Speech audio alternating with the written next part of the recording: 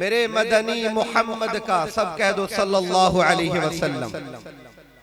میرے مدنی محمد کا یہ میٹھا نام اچھا ہے، جو ان کے در کا نوکر ہے وہ ہر انسان اچھا ہے۔ تورات انجیل برحق ہیں، یہی ایمان ہے، لیکن صراط حق پہ چلنے کو ہمیں قرآن اچھا ہے۔ تو جس طرح اللہ کی ذات بے عیب ہے، اللہ کا کلام بھی بے عیب ہے، جس طرح اللہ کی ذات عظمت والی ہے، شان والی ہے، رفعت والی ہے، اللہ کا کلام بھی عظمت اور شان والا ہے۔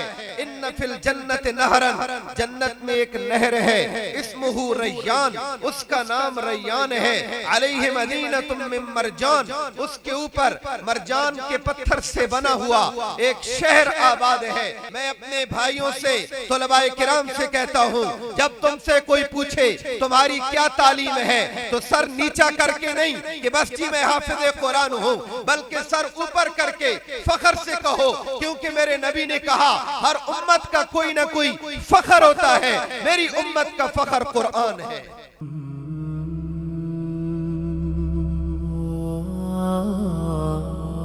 الحمدللہ الذی نور قلوب العارفین بنور الایمان وشرح صدور الصحابة الصادقين بالتوحيد والإيقان وأعلى درجة الذين هم أبلغوا القرآن في الأقران، والصلاة والسلام على خير خلقه محمد وعلى آله وأصحابه أجمعين، أما بعد فأعوذ بالله من الشيطان الرجيم، بسم الله الرحمن الرحيم، قل بفضل الله وبرحمته فبذلك فليفرحوا هو خير مما يجمعون، صدق الله العظيم۔ وقال النبي صلى الله تبارك وتعالى عليه وسلم، أشراف أمتي حملة القرآن، أو كما قال صلى الله تبارك وتعالى عليه وسلم۔ اتر کر ہرا سے سوئے قوم آیا، اتر کر ہرا سے سوئے قوم آیا، اور ایک نسخہ کیمیا ساتھ لایا، وہ بجلی کا کڑکا تھا یا صوت ہادی، عرب کی زمین جس نے ساری ہلا دی۔ یا الہی تڑپنے پھڑکنے کی توفیق دے، دل مرتضی سوز صدیق دے، میرے مدنی محمد کا سب کہہ دو صلی اللہ علیہ وسلم۔ میرے مدنی محمد کا یہ میٹھا نام اچھا ہے، جو ان کے در کا نوکر ہے وہ ہر انسان اچھا ہے۔ تورات انجیل برحق ہیں، یہی ایمان ہے، لیکن صراط حق پہ چلنے کو ہمیں قرآن اچھا ہے۔ بہت مدحت ثنا آئے جنہوں نے نعت کو لکھا، مگر ان لکھنے والوں میں میرا حسان اچھا ہے۔ یا رب صلی وسلم دائما ابدا علی حبیبک خیر الخلق کلہم۔ انتہائی واجب الاحترام علماء کرام، صاحبزادہ حضرت مولانا پیر عبدالقدوس صاحب نقشبندی دامت برکاتہم العالیہ، و دیگر اساتذہ کرام، علماء کرام، مفتیان کرام، اللہ تبارک و تعالی کا بڑا فضل کرم ہوا کہ آج کی اس قرآن کی محفل میں حاضری کی، اللہ نے سعادت عطا فرمائی۔ اللہ سے دعا ہے مرتے دم تک اللہ قرآن کے ساتھ جڑا رہنے کی توفیق نصیب فرمائے۔ قرآن مجید، فرقان حمید، اللہ رب العزت کا کلام ہے، کلام الملوک، بادشاہوں کا کلام، کلاموں کا بادشاہ ہوا کرتا ہے۔ قرآن اللہ کا کلام ہے، ساری کتابوں کا، سارے کلاموں کا بادشاہ ہے، اسی لیے کہا گیا تبرک بالقرآن، لوگوں قرآن سے برکت حاصل کرو، فَإِنَّهُ كَلَامُ اللَّهِ، یہ اللہ کا کلام ہے، وَخَرَجَ مِنْهُ، اور اللہ کی ذات سے نکل کر آیا ہے۔ جب یہ اللہ کا کلام ہے اللہ کی ذات سے نکل کر آیا ہے، تو جس طرح اللہ کی ذات بے عیب ہے، اللہ کا کلام بھی بے عیب ہے، جس طرح اللہ کی ذات عظمت والی ہے، شان والی ہے، رفعت والی ہے، اللہ کا کلام بھی عظمت اور شان والا ہے۔ پھر جس طرح یہ اللہ کی ذات سے نکل کر آیا تو جس سینے میں یہ اتر جاتا ہے وہ سینہ کتنا قیمتی بن جاتا ہے، وہ ہستی، وہ شخصیت، وہ بچہ، وہ بچی جو الحمد سے لے کر والناس تک اللہ کی ذات سے نکلنے والے کلام کو اپنے سینے میں اتارتا ہے، وہ اللہ کے ہاں اتنا قیمتی بن جاتا ہے، اتنا محبوب بن جاتا ہے کہ حدیث پاک میں آتا ہے ان فی الجنت نہرن، جنت میں ایک نہر ہے، اسمہ ریان، اس کا نام ریان ہے، علیہ مدینۃ من مرجان، اس کے اوپر مرجان کے پتھر سے بنا ہوا ایک شہر آباد ہے، لہو 70,000 باب، جس کے 70,000 سونے اور چاندی کے دروازے ہیں، یہ عالی شان محل جو مرجان کے پتھر سے بنا، جس کے 70,000 سونے اور چاندی کے دروازے ہیں، یہ اللہ کس کو عطا کرے گا؟ لحامل القرآن، یہ اللہ حافظ قرآن کو عطا کرے گا۔ اللہ بلائے گا قیامت والے دن جنت کے مہمان خصوصی، انبیاء کے بعد، شہداء کے بعد جنت کے مہمان خصوصی کون ہوں گے؟ حفاظ قرآن، علماء قرآن، یہ جنت کے مہمان خصوصی۔ اللہ ان کو بلا کر کہے گا اے قرآن کے حفاظ، پڑھو اور جنت کے درجوں پہ چڑھو، جہاں تم بالناس پر پہنچو گے وہاں جنت الفردوس میں تمہارا ٹھکانہ بن جائے گا۔ حافظ جی قرآن پڑھتا جائے گا اور درجہ اس کا بلند ہوتا جائے گا۔ یہ سب اعزاز و اکرام اس حافظ کو کیوں مل رہا ہے؟ اس لیے کہ اس نے اللہ کے کلام کو اپنے سینے میں اتارا ہے، جو کلام سارے کلاموں کا بادشاہ ہے۔ تبھی تو اللہ اس نعمت کے ملنے پر کیا کہہ رہا ہے؟ قل بفضل اللہ وبرحمتہ، اے لوگو اللہ کا فضل، اللہ کی رحمت قرآن کی صورت میں تمہارے پاس آ چکی۔ محبوب کل جہاں حضرت محمد مصطفیٰ صلی اللہ علیہ وسلم کی صورت میں اللہ تبارک و تعالی نے اتنا بڑا فضل، اتنی بڑی رحمت تمہیں عطا فرمائی ہے۔ فَبِذَلِكَ فَلْيَفْرَحُوا، تمہیں اس پر خوش ہونا چاہیے کہ اللہ نے تمہیں قرآن بھی عطا فرمایا اور محبوب کل جہان بھی عطا فرمایا۔ یہ ایسی نعمت ہے، فرمایا ہوا خیر مما یجمعون، جن سینوں میں قرآن آیا، جن ہاتھوں میں قرآن آیا، جن دماغوں میں قرآن آیا، وہ اس کو معمولی نہ سمجھیں۔ ہوا خیر مما یجمعون، جو دولتیں تم جمع کر کے رکھتے ہو ان ساری دولتوں سے بہتر قرآن کی دولت ہے۔ تمہاری دولتیں فنا ہو جائیں گی لیکن قرآن باقی ہے اور باقی رہے گا۔ جب سارے ساتھ چھوڑ جائیں گے، قبر کا نور قرآن بنے گا، حشر کا نور قرآن بنے گا، اور یہ قرآن اپنے پڑھنے والے کو پہچانے گا اور پہچان کر اس کو اللہ کی بارگاہ میں لے جائے گا اور اس کی سفارش کر کے اس کو جنت میں لے جائے گا۔ یہ قرآن اتنی شان والا کلام اللہ نے ہمیں نصیب فرمایا۔ ہمارے تو بھاگ کھل گئے، ہمارے تو نصیب چمک گئے کہ اتنی بڑی دولت اللہ نے عطا فرمائی ہے۔ اس لیے میں اپنے بھائیوں سے، طلباء کرام سے کہتا ہوں، جب تم سے کوئی پوچھے تمہاری کیا تعلیم ہے تو سر نیچا کر کے نہیں کہ بس جی میں حافظ قرآن ہوں، بلکہ سر اوپر کر کے فخر سے کہو، کیونکہ میرے نبی نے کہا ہر امت کا کوئی نہ کوئی فخر ہوتا ہے، میری امت کا فخر قرآن ہے۔ تم فخر سے کہو اللہ نے مجھے قرآن عطا فرمایا ہے، میں قرآن کا حافظ ہوں، میں قرآن کا قاری ہوں، میں قرآن کا عالم ہوں۔ قرآن وہ لازوال دولت ہے جو اللہ تبارک و تعالی نے جس کے ساتھ نتھی کر دی ہے، یہ مرنے پر جدا نہیں ہوتی بلکہ قبر میں بھی ساتھ جاتی ہے۔ اس لیے تو ہم دعا مانگتے ہیں، دعائے ختم القرآن، اے اللہ میری قبر کی وحشت کو انس میں بدل دے، کس کے ساتھ؟ قرآن کے ساتھ۔ قرآن قبر میں میرا انیس بنا دے، حشر میں قرآن میرا انیس، مجھے جان پہچان کرنے والا بنا دے۔ سارے رشتے ناتے ٹوٹ جائیں گے، تعلقات ٹوٹ جائیں گے، بھائی بہن باپ بیٹا ایک دوسرے سے نظریں چرا رہے ہوں گے۔ ایک ہستی ہوگی، ایک تو میرے پیارے نبی کی ہستی ہوگی جو میرے اور آپ کا جام کوثر پلانے کے لیے حوض کوثر پر انتظار کر رہی ہوگی۔ ایک اور ہستی بھی ہوگی جو قرآن کی صورت میں ہر قرآن پڑھنے والے کو ڈھونڈ رہی ہوگی اور اس کو پہچان کر اللہ کی بارگاہ میں آئے گی اور کہے گی یہ میرا پڑھنے والا تھا، راتوں کو اٹھ کے پڑھتا تھا، اپنی نیند قربان کر کے پڑھتا تھا۔ اے رب کریم، اے رب کریم، اس نے اس دور میں جب لوگوں نے قرآن کو اٹھا کر روشن دانوں میں رکھ دیا تاکہ ہم اس کو اٹھا نہ سکیں، اس نے میرے حقوق ادا کیے ہیں۔ اے رب کریم اس کو جنت میں بھیج دے۔ اللہ قرآن کی سفارش پر جنت میں داخلہ عطا فرما دے۔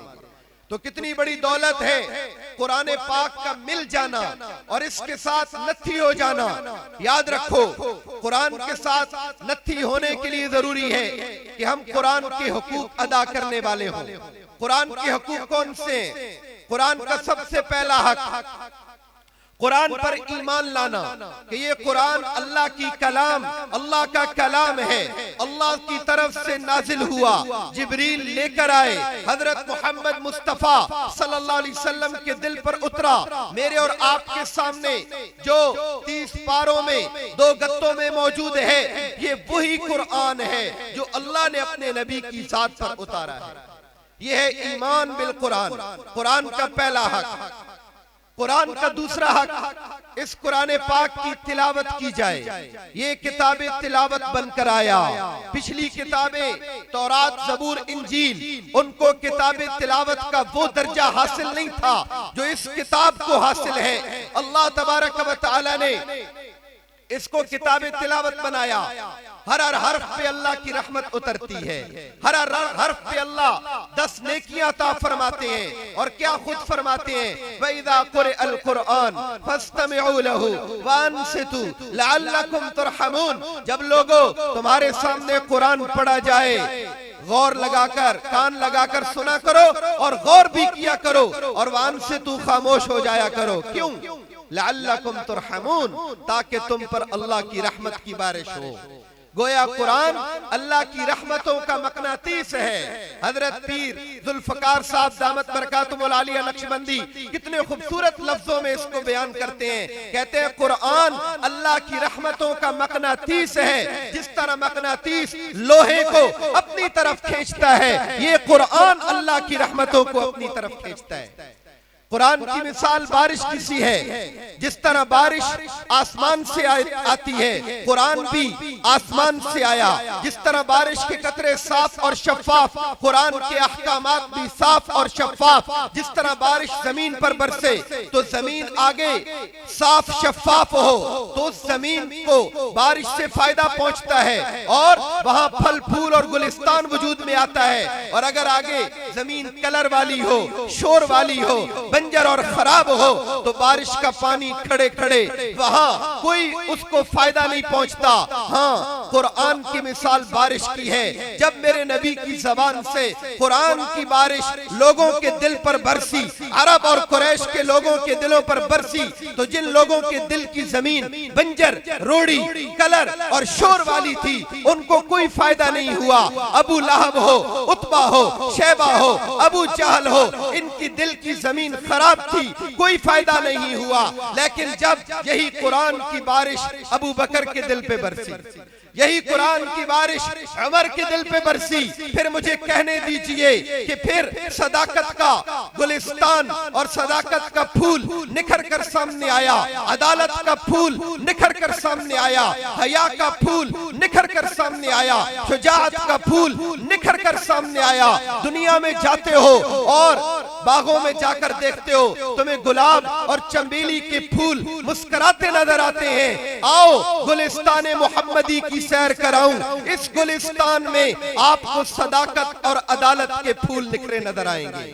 وہ صداقت کا پھول ابو بکر کی صورت میں آئے، قرآن کی بارش آپ ان کے دل پر برسائیں، ابو بکر صدیق اکبر بن جائیں، عمر قتل کے ارادے سے آئے، فاروق اعظم بن جائے، اور حضرت عثمان غنی آئیں تو حیا کے تاجدار بن جائیں، اور حضرت علی آئیں تو حیدر کرار بن جائیں، حسن اور حسین آئیں جنت کے نوجوانوں کے سردار بن جائیں، ابو ہریرہ آئیں حافظ الحدیث بن جائیں، عبداللہ بن مسعود آئیں فقیہ امت بن جائیں، اور پھر ایک بلال آئیں جو اپنے نہیں بیگانے تھے، قریب کے نہیں دور کے تھے، سید نہیں حبشی تھے، لیکن جب دل کی زمین صاف اور شفاف تھی، چمکدار تھی، تو قرآن کی بارش بلال کے دل پر برسی، یہی بلال چلتے زمین پر ہے اور ان کے قدموں کی آہٹ جنت میں سنائی دیتی ہے۔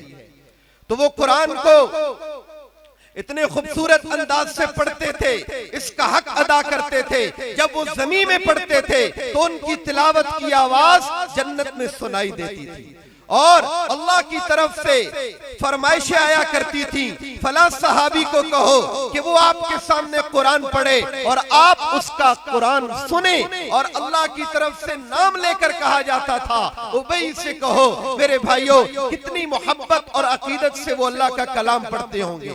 دعا کرو اللہ ہمیں بھی جذبے نصیب فرما دے، ہمیں بھی اللہ پاک قرآن کا شغف نصیب فرما دے۔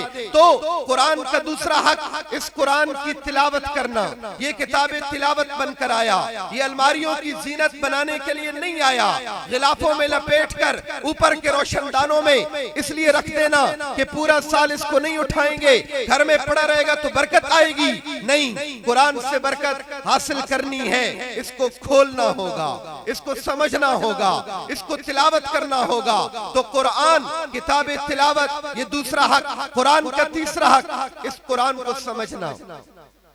قرآن ہمیں کیا کہتا ہے؟ قرآن کا پیغام کیا ہے؟ قرآن کا ترجمہ کیا ہے؟ اللہ قرآن میں فرما رہے ہیں افلا یتدبرون القرآن ام علی قلوب اقفالها، ان لوگوں کو کیا ہو گیا؟ قرآن میں غور و فکر نہیں کرتے، کیا ان کے دلوں پر تالے لگ چکے ہیں؟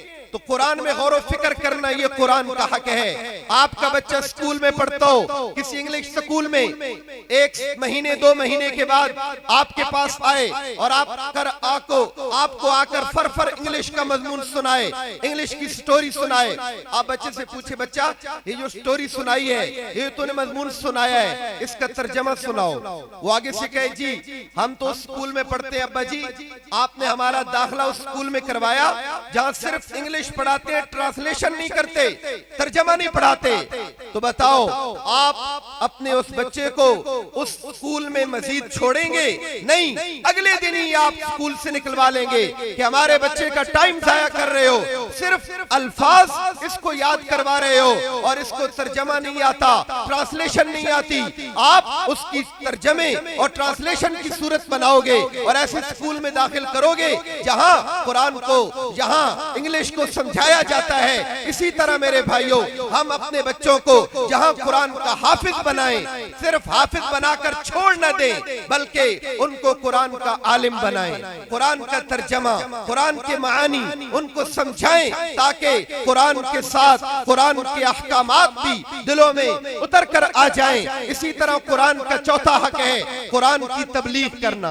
ھذا بلاغ، یہ پیغام پہنچانے کے لیے ہے، یہ پیغام اپنے پاس رکھنے کے لیے نہیں ہے، یہ پیغام آگے لوگوں تک پہنچانے کے لیے ہے۔ اللہ قرآن میں اپنے پیارے نبی کریم صلی اللہ علیہ وسلم کو فرماتے ہیں فذکر بالقرآن من یخاف وعید، آپ ان لوگوں کو قرآن کے ذریعے سے نصیحت فرما دیجئے، قرآن کی ذریعے سے نصیحت فرما دیجئے، جس کے دل میں میرا خوف ہوگا وہ اس قرآن سے نصیحت حاصل کرے گا۔ تو یہی قرآن کے 4 حقوق ہم اپنے ذہنوں اور دل و دماغ میں لے کر جائیں کہ اس قرآن پر ایمان لانا، اس قرآن کی تلاوت کرنا، اس قرآن پاک کی تبلیغ کرنا اور اس قرآن کو سمجھ کر پڑھنا۔ اللہ سے دعا ہے اللہ تبارک و تعالی مرتے دم تک ہمیں قرآن کے ساتھ نتھی رہنے کی توفیق عطا فرمائے، آمین۔ وما علینا الا البلاغ المبین۔